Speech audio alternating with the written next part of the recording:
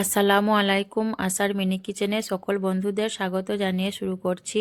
আজকে আমি নিয়ে এসেছি কাঁচা ডিম আর কড়াইশুঁটি দিয়ে একটা নতুন একদম ইউনিক রেসিপি। আর এই রেসিপিটা একবার দেখলেই কিন্তু বানাতে চাইবেন। আর এতটাই টেস্টি হয় এই ইউনিক রেসিপিটি, গরম ভাত, রুটি, পরোটা সব কিছুর সঙ্গেই তৃপ্তি করে খেতে পারবেন।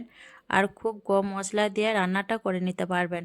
তো চলুন কড়াইশুঁটি আর কাঁচা ডিমের রেসিপিটি দেখে নেওয়া যাক। আর যারা নতুন বন্ধু আমার ভিডিওটি দেখছেন, ভালো লাগলে অবশ্যই একটা লাইক দিয়ে আমার চ্যানেলটি সাবস্ক্রাইব করে আমার পাশে থাকবেন।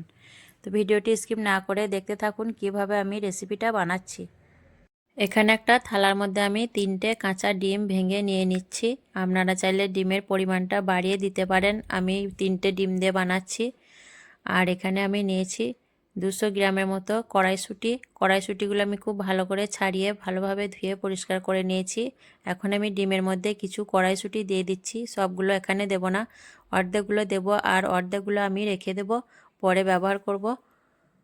তারপর এখানে আমি দিয়ে দিচ্ছি একটা মাঝারি সাইজের পেঁয়াজ কুচি। পেঁয়াজগুলো পাতলা আর কুচি করে কেটে নিয়েছি। 2টো কাঁচা লঙ্কা কুচি, লঙ্কাগুলো কুচি কুচি করে কেটে দিয়েছি। আর পরিমাণ মতো দিয়ে দিচ্ছি গোলমরিচের গুঁড়ো আর স্বাদ মতো নুন। আর দিয়ে দিচ্ছি ধনেপাতা কুচি। আমি একটা চামচ দিয়ে খুব ভালোভাবে ডিমটা ফেটিয়ে নেব। আর গোলমরিচের গুঁড়োটা কিন্তু অবশ্যই দেবেন, তাহলে ডিমের ফ্লেভারটা খুব ভালো আসবে। তো ডিমটা আমি খুব ভালোভাবে চামচ দিয়ে ফেটিয়ে মিশিয়ে নেব। ডিমটা দেখুন আমি খুব ভালোভাবে ফেটিয়ে মিশিয়ে নিয়েছি সব কিছু। এখন আমি এটা সাইডে রেখে দিচ্ছি। এখানে একটা মিক্সিং জারের মধ্যে আমি নিয়ে নিচ্ছি একটা বড় সাইজের টমেটো, কুচি করে কেটে নিয়েছি। আর দিয়ে দিচ্ছি 1 ইঞ্চি পরিমাণের আদা, 2 টুকরো করে নিয়েছি। 6 কোয়া রসুন, 2টো কাঁচা লঙ্কা আর 2টো শুকনো লঙ্কা।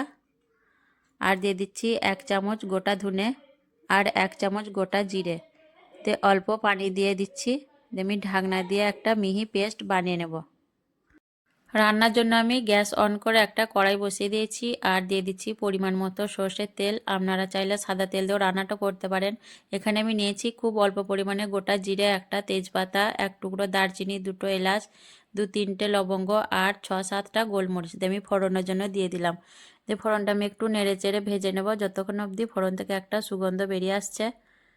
ফোড়নটা কয়েক সেকেন্ড ভেজে নেওয়ার পর এখানে আমি দিয়ে দিচ্ছি একটা পেঁয়াজ বাটা। পেঁয়াজটা আমি খুব মিহি করে বাটিনি, আধ বাটা করে নিয়েছি।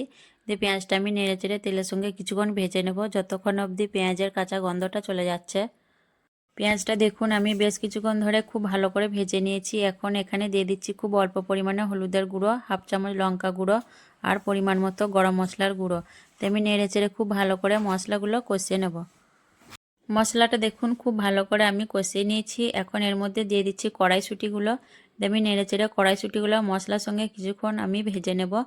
আর এই পর্যায়ে কড়াইশুঁটিগুলো দিলে কড়াইশুঁটিটা ভালোভাবে মশলার সঙ্গে কষানো যাবে, কড়াইশুঁটিটা ভালোভাবে রান্নাও হয়ে যাবে আর এর স্বাদটাও ভালো হবে। আমি বেশ কিছুক্ষণ কড়াইশুঁটিটা মশলার সঙ্গে এভাবে ভেজে নেব। কড়াইশুঁটিগুলো বেশ কিছুক্ষণ ভেজে নেওয়ার পর দিয়ে দিচ্ছি তৈরি করে রাখা মশলার পেস্ট আর বাটিটা ধুয়ে অল্প পানি দিয়ে দিচ্ছি। আমি নেড়েচেড়ে খুব ভালোভাবে মশলাগুলো কষিয়ে নেব যাতে মশলার কাঁচা গন্ধটা চলে যায় আর মশলা থেকে খুব ভালোভাবে তেলটা ছেড়ে দেয়। আর মশলাটা যত ভালোভাবে কষাবেন তরকারির স্বাদটা কিন্তু ততই ভালো হবে। তো আমি বেশ কিছুক্ষণ দেখুন 2-3 মিনিটের মতো মশলাটা ভালোভাবে কষিয়ে নেব। মশলাটা দেখুন আমি 2-3 মিনিট মতো খুব ভালোভাবে কষিয়ে নিয়েছি। মশলা থেকে তেলটাও খুব ভালোভাবে ছেড়ে দিয়েছে। এখন আমি এর মধ্যে দিয়ে দেবো ঝোলের জন্য পানি। এখানে আমি 2 বাটি পানি দিয়ে দিচ্ছি ঝোলের জন্য। আর দিয়ে দিচ্ছি স্বাদ মতো নুন। আমি একটু নাড়াচাড়া করে ঝোলটা খুব ভালোভাবে মিশিয়ে নেব। ভালো করে মিশিয়ে নিলাম। তারপর দেখুন এখানে আমি দিয়ে দিচ্ছি এরকম একটা প্লেন বাটি, ঝোলের মধ্যে দিয়ে দিলাম। দিয়ে বাটির মধ্যে দেখুন আমি পানি দিয়ে দিচ্ছি। আর বাটিটা আমি অর্ধেক করে পানিটা দেব, পুরো বাটির মধ্যে পানিটা দেব না, অর্ধেক দিলাম। তো যে ডিমটা রেডি করে রেখেছিলাম থালার মধ্যে সেটা আমি ভালোভাবে বসিয়ে দিচ্ছি। তো আমি ঢাকনা ঢেকে দিয়ে 10 মিনিটের মতো রান্না করে নেব, তাহলে ডিমটা খুব ভালোভাবে স্টিম করা হয়ে যাবে। 10 মিনিট পর আমি ফিরে এলাম আর এখন একটা কাঁটা চামচ দিয়ে আমি ডিমটা চেক করে নিচ্ছি। দেখুন ডিমটা কিন্তু খুব ভালোভাবে স্টিম হয়ে গেছে, চামচের মধ্যে লেগে যায়নি। এখন আমি থালাটা খুব সাবধানে কড়াই থেকে নামিয়ে নেব। ডিমটা দেখুন খুব ভালোভাবে স্টিম হয়ে গেছে। তারপর আমি ঝোল থেকে বাটিটা উঠিয়ে নিচ্ছি। আর এখানে ঝোলের জন্য আমার আর পানি লাগবে না, পানিটা লাগলে আমি গরম পানিটাই দিয়ে দিতাম। ডিমটা একটু ঠান্ডা করানোর পর আমি একটা ছুরি দিয়ে ডিমের সাইডগুলো একটু গোল করে ছুরি দিয়ে কেটে নিচ্ছি, তাহলে তুলতে সুবিধা হবে। তারপর আমি দেখুন দুই দিক থেকে লম্বা লম্বা করে কেটে নিয়ে চৌকো শেপের কেটে নিচ্ছি। আপনারা যে কোনো শেপের কেটে নিতে পারেন। তারপর আমি দেখুন কেটে নেওয়ার পর ছুরি দিয়ে এইভাবে আমি ডিমগুলো তুলে নেব। আর ডিমগুলো দেখুন দেখতে কিন্তু অনেকটা লোভনীয় হয়েছে, আর এইভাবে শুধুমুখেও এগুলো খেতে পারেন, অনেক টেস্টি হয় খেতে। আর এইদিকে ঝোলের কালারটা দেখুন কত সুন্দর এসছে, একদম লাল।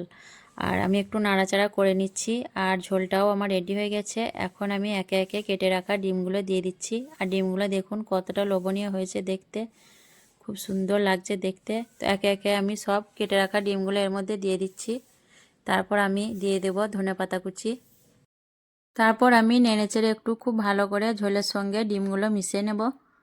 ঝোলের সঙ্গে আমি ডিমগুলো খুব ভালো করে মিশিয়ে নিয়েছি। আর এই পর্যায়ে আর বেশিক্ষণ আমি রান্না করব না, যেহেতু ঝোলটা অলরেডি রান্না হয়েই ছিল আর ডিমটাও স্টিম করে নিয়েছিলাম। আর ডিমগুলো দেখুন কতটা লোভনীয় হয়েছে দেখতে, আর ঝোলের কালারটাও দেখুন খুব সুন্দর এসছে। আর এতটাই টেস্টি হয় এই রেসিপিটি, ভাত রুটি পরোটার সঙ্গে তৃপ্তি করে খেতে পারবেন। আর ঝোলের পরিমাণটা দেখুন আমি এরকম রেখেছি, আপনারা চাইলে বাড়িয়ে কমিয়ে নিতে পারেন। তো আজকে এই পর্যন্তই। আর এই রেসিপিটি কেমন লেগেছে অবশ্যই কমেন্টে জানাবেন। ভালো লাগলে লাইক করবেন, শেয়ার করবেন। আসবো আবারও অন্য কোনো রেসিপি নিয়ে। সকলে ভালো থাকবেন, সুস্থ থাকবেন। আল্লাহ হাফেজ।